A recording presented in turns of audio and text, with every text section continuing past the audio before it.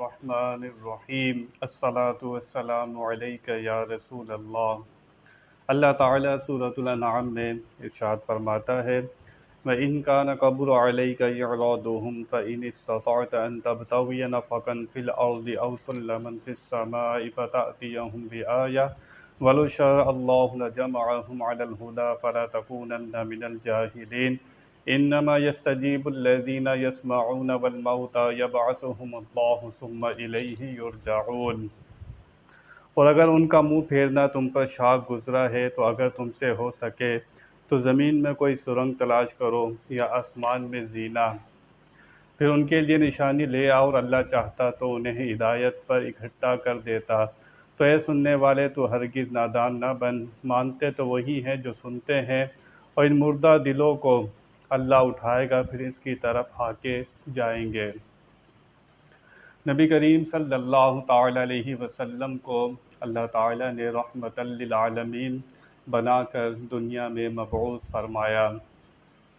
हुजूर चाहते थे ज़्यादा से ज़्यादा लोग कलमा पढ़ें ताकि कल दोज़ख के अज़ाब से बचें। आपका ये चाहना था, लेकिन अल्लाह ताला फरमाता है कि हिदायत हमारे दस्ते कुदरत में है।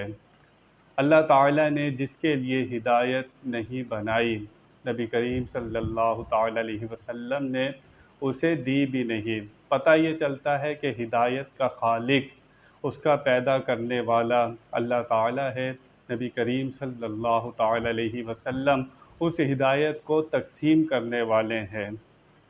लेकिन नबी करीम सल्लल्लाहु ताला अलैहि वसल्लम अगर किसी के लिए चाह लें तो अल्लाह ताला पर ज़बरदस्ती नहीं है, लेकिन मोहब्बत की वजह से अल्लाह ताला अपने हबीब करीम सल्लल्लाहु ताला अलैहि वसल्लम की बात को सुनता है।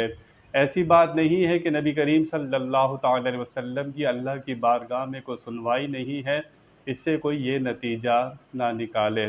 बहुत से काम हैं जो हुजूर के चाहने से हुए, ये अल्लाह ताला और नबी करीम सल्लल्लाहु ताला अलैहि वसल्लम की मोहब्बत है।